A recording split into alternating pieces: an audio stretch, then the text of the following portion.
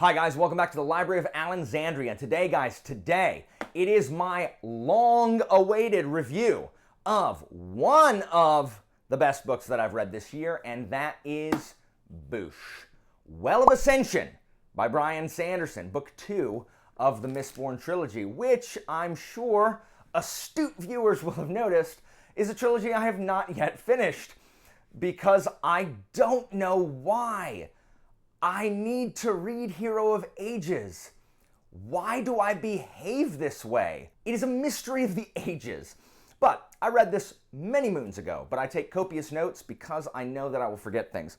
Part of the problem is that I don't review things right after I read them, which I should. Sometimes I do that and it serves me very well, and sometimes I leave it. I'm like, okay, well, I got a lot going on. This was like really right at the end of school. That's what happens. I got a lot going on.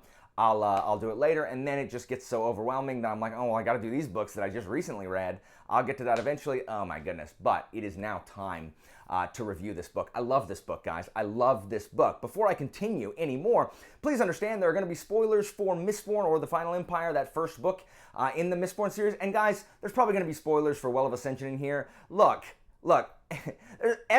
all of you have read Well of Ascension. Don't act like you're here to read a non-spoiler review of Well of Ascension. There's not going to be a ton of spoilers, but I am going to talk about like some of the spoilers. So, you know, I'll try to mention when there's going to be like big spoilers just in case, but come on, like you've all read Well of Ascension. Like I was like the last one. I was the last one. Like Brandon Sanderson was just informed on his BlackBerry that back in April/May, Alan, the last person who had not read Well of Ascension, had finally completed that. So he achieved his goal, popped the platinum trophy, got every person in the world to read that series. So we're just going to launch in, guys. I love Well of Ascension, and I understand why some people might not like Well of Ascension as much as the last book. So it takes place about a year after the Lord Ruler's death in Mistborn, which was just shocking that they actually succeeded.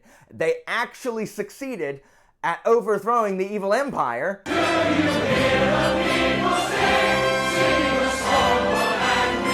Back in book 1. And it's just like, okay, like already like blew my mind, and it was so good. And I might even posit that I like Well of Ascension better. Now, before you clutch your pearls and need to be like escorted upstairs with the case of the vapors, I hear you ask, but Alan, how can it be your favorite? Kelsier's not in it. There's no Kelsier. He's dead. Ah, my friends. And here is one of the things. So one of the things when I'm talking about this series, because it's so widely talked about and so widely beloved, like I was saying with Mistborn, like what can I add to the conversation? And here's what it is. My favorite character in Well of Ascension is Kelsier. But Alan, I hear you gasp. Kelsier's not in this book. Oh, but he is. Guys, the specter of Kelsier looms so large in this book that he might as well be a character. You know, when you read those books where the setting is just so vivid, like Guns of the Dawn, the swamp was just such a vivid and like just well portrayed location that it became a character in and of itself. That's kind of what happens here. Kelsier is in this book. He's everywhere. The specter of Kelsier pretty much kind of informs everything that all the other people are doing. So the first like 500, 600 pages of this are political intrigue. It's a lot of political intrigue. Elend is the new king. A lot of the other houses have been like chased off. Some of them are working with Elend, but some of them have been chased off and are allied to Elend's father, Straff Venture, who, you know, wants to come and kind of wrest Luthadel from Elend and the Council's control. And so this, one of my favorite things, if you've watched any of my videos for any amount of time, I love exploration of what happens after the revolution. It's one of the reasons I like Fireborn. It's one of the reasons that I like parts of the Greatcoats. Like, I love what happens when the tyrant or the oppressor is gone and the new system of government has to find a way to rebuild, because a lot of fantasy books, they end when you kill the evil, the evil empire's done. That's the end of the book, and we have a hopeful future to look forward to. But here, Sanderson is so good. Like, the exploration of what it's like to rebuild a country after the revolution, especially when the Lord Ruler, had existed for 1,000 years. It'd been under his thumb. Like, he had processes in place. And it's always that when you overthrow a tyrant, you've got the instability of that revolution's aftermath that you have to kind of weigh versus the stability you had under tyranny. And I love exploration of those kinds of political themes, and Well of Ascension does it with some of the best. Like, I think it's just outstanding. But I do understand how some of this political maneuvering might not be for people who wanted a lot more of kind of the action-oriented stuff that we got, or the heist-oriented stuff that we got in Mistborn. So Elend, right from the very beginning, we see that Elend is struggling with what it means to be king. He was, the black sheep of, yes, the top noble family in the last book, but he was never really going to inherit anything, certainly not from Straff Venture. So he's just trying to feel his way along. He has the council, which is kind of like, it's kind of like parliament or some form of ecclesia or democracy. And one of the reasons that I like Elend so much, even though it's absolutely infuriating, is his unyielding position. Some might say, and many do, call him naive. He wants to govern rightly. He's going to govern the right way. There's a lot of discussion in this book about what is right versus what is efficient or what is kind of best for the situation, which ends, do the ends justify the means, and Elend wants to always do the right thing. And this gets him in all kinds of trouble, because when you have someone like that who's kind of unbending, he's kind of like in the Song of Ice and Fire, it says that Stannis is iron who will break before he bends. Elend is like that, but not Stannis, because Stannis is just grumpy. Elend is not that, but he does have this kind of unyielding morality that he won't compromise. And so this book, and so Vin is kind of there to be the wet worker, and they kind of have to play off each other and decide and have to deal with the things that are horrible, but also necessary during not only revolution. They had to do some horrible things in order to achieve their revolution, and they might have to do some horrible things in order to maintain this new government in the aftermath. And as I said, Elend really struggles with this, and I like that Sanderson asks the question, how much principle can a ruler afford? They are constantly trying to get Elend to, use a little more realpolitik, and he just can't. So how much principle can these rulers afford? At what point does your principle become harmful to the nation at large because you are allowing people who don't have any principle? Because this is the problem, guys. In your daily lives, it is very challenging to operate on principle or with principle when most of the people around you aren't operating on any principle. It is almost impossible to get ahead and be at the top when you are playing a game by completely different rules, by people who don't give a crap what the rules are. And that's kind of where Elend is here. And in addition, with the council and everything, and the people who are, conveying the needs of their constituents to Elend, or, also looking out for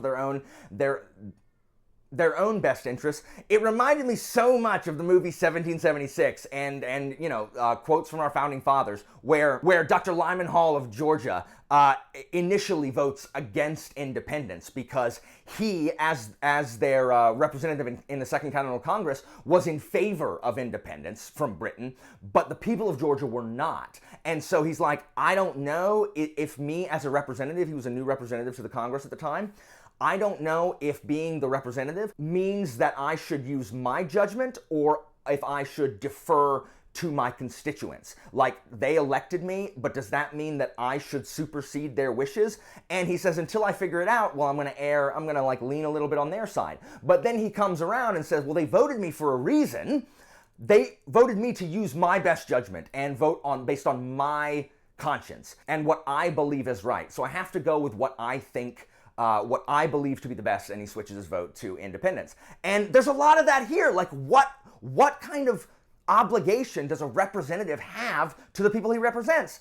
And there's also that wonderful exploration of that Ben Franklin quote, those who would give up some of their liberties in order to achieve a little temporary safety deserve neither liberty nor safety, according to Mr. Franklin. And that explores that here. Like, how much freedoms are they willing to take away from the people of Luthadel in order to keep them safe from these outside approaching forces under Strath Venture? And I love all of this political stuff. It's fantastic. I also really like how Sanderson kind of subverts the trope of the young, like, oh, can't take care of herself, like, noble woman is being guarded by the strong, like, brooding, dude bro bodyguard. And that is completely reversed. Instead, we've got, oh, poor, can't take care of himself Elend being guarded by the strong, brooding, Vin. And I really like that. Like, it's just so, like, turned on its head. But back to what I was saying about Kelsier, because Elend's not the main character of this. Of course, it's Vin. And Kelsier, as you know in the first book, planned his death in order to ignite the hopes of the masses and allow the revolution to take place. And because of that, like, Kelsier has been deified by the people. Like, he is practically a god among the citizens that he freed. And for all of the people with whom I've had an argument, Angela, who thinks that Kelsier is a terrible man, Vin and Elend both struggle, especially Vin, with her relationship to Kelsier, because Kelsier left them holding the bag. He gets all of the credit for the revolution. Kelsier is the hero. Kelsier's the deified one. He's, the hero of the mines, the pits, or whatever, the guy who came back from the pits. That's who he is. Meanwhile, Vin and Elend, they are the ones who take all of the flack, they take all the criticism, they take all of the complaints about the problems with the new regime. Oh, but if Kelsier was here, he would have fixed it. Oh my gosh, Kelsier freed us, and Elend and Kelsier's Mistborn, they're screwing it up. And Vin has to struggle with that, and Elend as well. Vin both reveres and resents Kelsier. The relationship between Vin and Kelsier is really, really good, because remember, Vin is a trauma victim that Kelsier kind of takes in under his wing and uses, and he definitely uses her. I believe that Kelsier also did have a genuine fondness and affection for her. Even though Kelsier changes a little bit toward the end of Mistborn as far as like what he's willing to do, like he doesn't kill Elend, I do think that if it came down to sacrificing Vin to bring down the Lord Ruler, he would have, because he was a man with a plan. And so Vin is mad at him, and rightly so. Like, he left her with no instructions. He didn't leave anybody with any instructions. He planned this and didn't leave any instructions behind. That's the genuine complaint that I can understand, Angela, about Kelsier is, yeah, he should have left a note somewhere in the back. And so Vin acknowledges that Kelsier was a genius, because he was. He was a genius, and he was a great man with a vision, and he accomplished what no one else has been able to do. In 1,000 years, people have been trying to overthrow the Lord Ruler, only Kelsier and his band could accomplish it. So she acknowledges all of that. But we also see, now that the sheen is gone and we see what he's left with, Vin shines a light on Kelsier's, like, his cruelty and how reckless he could be. I mean, just dying with no plan is incredibly reckless. And so the ghost of Kelsier is freaking everywhere. I mean, even though her and Elend are being blamed for the problems, she's still held up as, Kelsier's second. Vin still has this high place as someone who helped Kelsier stage the revolution and saved Luthadel. But Vin knows that neither she nor Kelsier live up to these immense, titanic expectations that have been put on both of them. Kelsier's dead, so he doesn't have to deal with it. And I get it. Like, I get it. And it makes me sad. Like, I was actually literally sad in this book when Vin flat out says that she doesn't want to be like Kelsier. And that made me sad, because I love Kelsier. He's one of my favorite characters in all of fantasy. And to have Vin say that you don't want to be like him, like, she wants to be different. And I guess I kind of understand. But I'm also like, Vin, but Kelsier's the man. Like, he taught you everything. come on. But I mean, she doesn't want to be quite as reckless. She also doesn't want to be as cruel. She wants to have people actually close to her that she doesn't have to sacrifice as pawns the way Kelsier might. And then, we're not done with old Kelsier's ghost here. Poor Elend. He's trying to be a king, and all anybody wants is for him to not be there and Kelsier to be alive and be the king instead. Because Elend is a boob, and Kelsier is a god who saved them. And all Elend is doing is sitting there reading his book and ruining everything like a fool. And I cannot imagine, we can all imagine, think about any time, if you have siblings and your siblings were, more academically inclined than you, and then you went through school and they're like, oh, are you so-and-so's, brother, sister, whatever? And you're like, ugh, because you know that this didn't happen to me. I was older than my brother. But it happens all the time, when my students come in, it's like, ugh. I know my brother was a better student than me. I know my sister was a better student than me. It's like that, but on a much more colossal scale. The amount of stress this man must feel is absolutely insane. The insecurities that both Elend and Vin feel. One of the things that I like about this book that a lot of people probably don't is the relationship between Vin and Elend. And I think that their romantic relationship is extremely believable. I think the moments of affection where they just rub each other's shoulders or are in each other's presences, just, casual touching, romantic touching and stuff like that. That's so genuine and so realistic that you don't see in a ton of fantasy novels. Their romantic dialogue is not good. It's cringy, the stuff they say to each other, but the way they act around each other is really believable. But they both have these insecurities because, remember, Vin was elevated by Kelsier, and she reveres Kelsier in many ways. And Elend isn't Kelsier. And so he has these insecurities that Vin, would rather him be Kelsier too. I mean, that's what he assumes, because everyone else would rather him be Kelsier, right? So he's desperately trying to live up to Kelsier's legacy. And Vin struggles with this relationship as well because of trauma. Vin has PTSD. She was traumatized as a child. I know, and it's so annoying. It is incredibly believable. It's incredibly believable as a PTSD victim. But the decisions she makes and the things that she thinks and says, you just don't want her to do those things because they're dumb. No, Vin, everyone's not going to leave you. No, Vin, Elend doesn't think of you as a weapon. No, Vin, you have friends and they all love you very much. They really wish you would just come to the roller skating rink for your birthday party and hit the piñata and open the kites that people bought you. But instead, no, they invited you to a party and you thought it was an ambush and you were going to get murdered. It's so annoying. I understand it. She's so well written, but just annoying. Just Vin, you're fine. Everything's okay. You're fine. But she's so well written, but it's just oh man, these two just need to get it together. Because another one of the themes of this book that I really, really like is the themes of identity. Everyone is trying to discover who they are in this new world. I mean, Elend has to decide what kind of ruler he wants to be, what kind of man he wants to be. Vin has to decide the same thing. They both have to decide, who they want to be, the kind of person they want to be versus the kind of person that they need to be, which is sometimes those two things do not align. It's also really interesting that Kelsier, he changed everyone. Kelsier has altered everyone's identity. He turned thieves into bureaucrats. He turned criminals into politicians. And it's awesome even watching Kelsier's old crew struggle with that and trying to live up to what Kelsier expected of them in their new roles that they do not all excel in.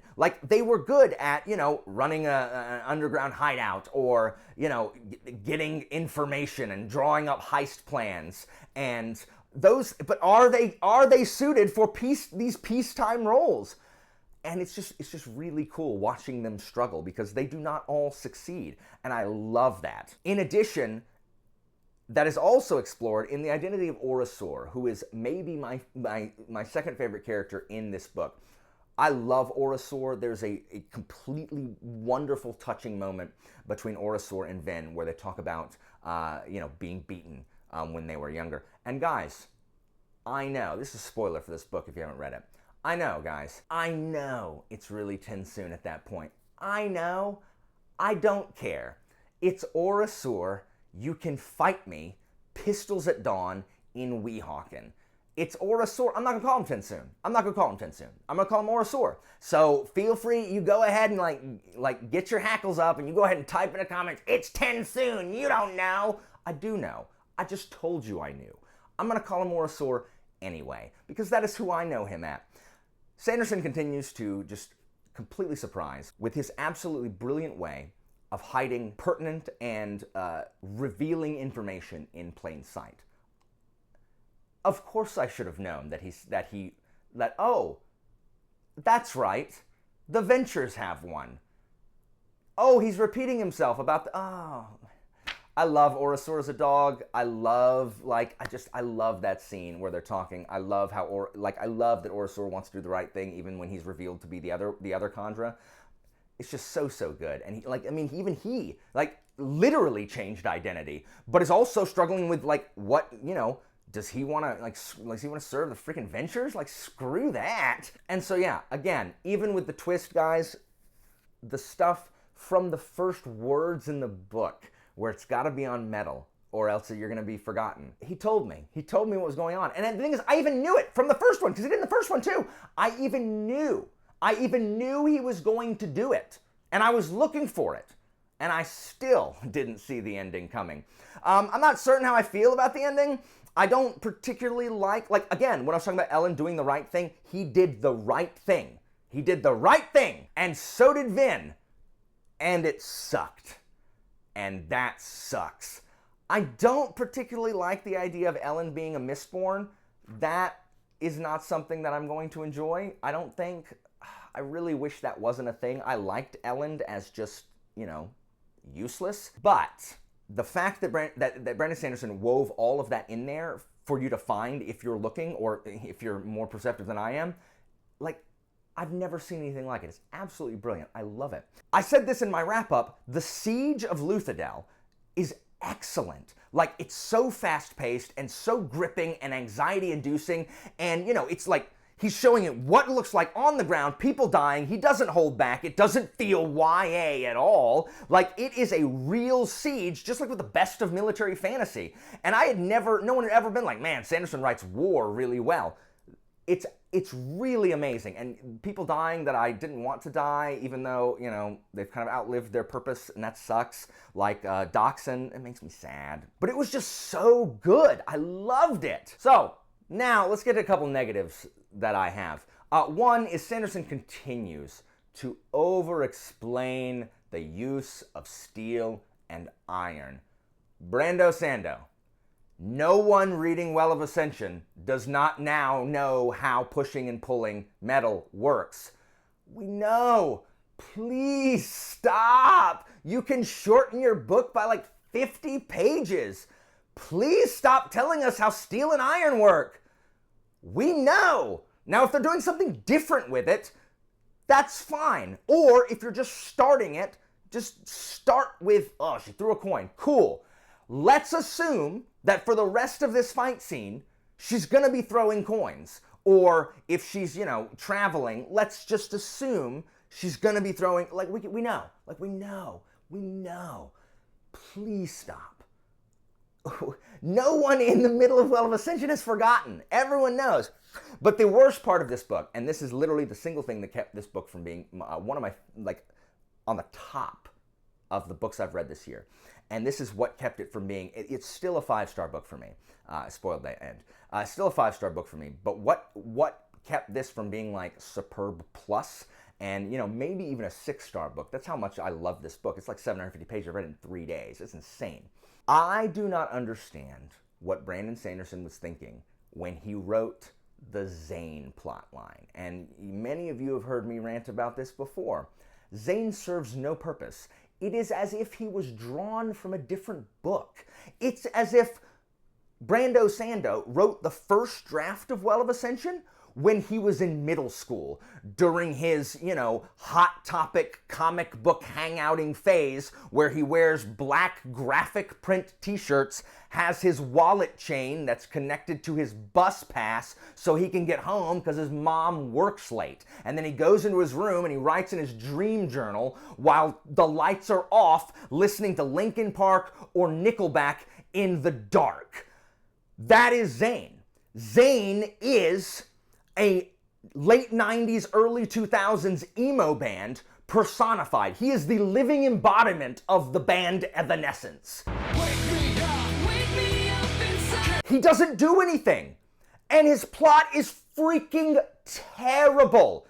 First of all, the only thing cool about Zane is that God, quote unquote, continues to tell him to murder everybody. That's awesome, and if that was all I saw of Zane, super cool. Instead, oh my God, it is forced conflict.